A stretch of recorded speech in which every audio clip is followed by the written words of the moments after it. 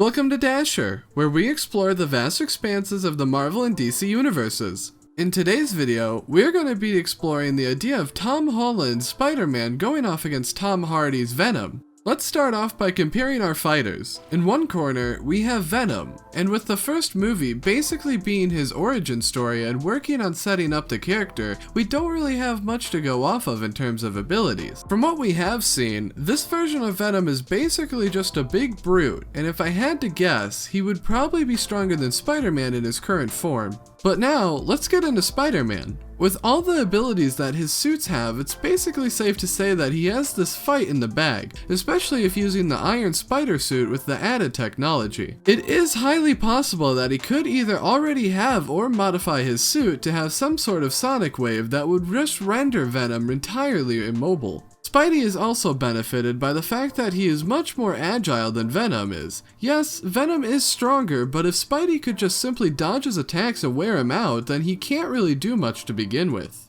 The only real advantage that Venom would have over Spidey is the fact that he is a team, and a good one at that. Yes, Spidey has the AI in his suits to help him analyze situations, but there are limits to an AI, whereas Venom and Eddie's bond doesn't really have any limits, and they could easily play into that as a strategy to outsmart Peter.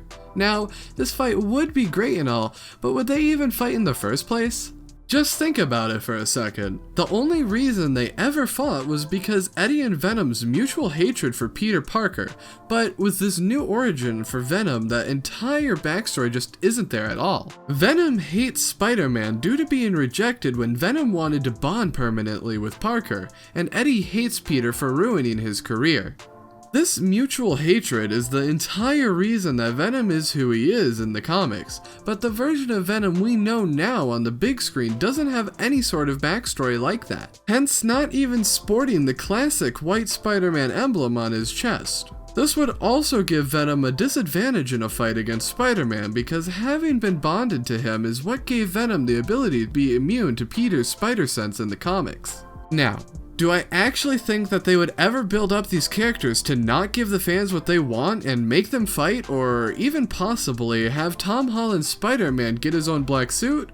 No. The fans have been dying to see these two crossovers since Venom was announced, and both Sony and Marvel know it. Sony being very eager to get a crossover as soon as they can, having wanted Tom Holland to make a cameo in the first Venom and rumored to actually have a cameo in the sequel. It's just a matter of time as to when we will see the two interact, but if you ask me, I wouldn't really expect Venom to be a true villain to Spider-Man. I believe that they will cross over and have a fight, but then quickly come to the realization that they aren't each other's enemies. And the real person they need to fight would be Carnage or any other future Venom villains. This would work well with the story they are building, with Venom being an anti-hero, and could as well lead to Venom actually bonding with Spider-Man for a fight against Carnage in the black suit. However, these are just my thoughts, and I want to hear yours. How do you think Spider-Man and Venom will cross over? And who do you think would win in a fight? Be sure to let us know in the comments down below. Thank you so much for watching.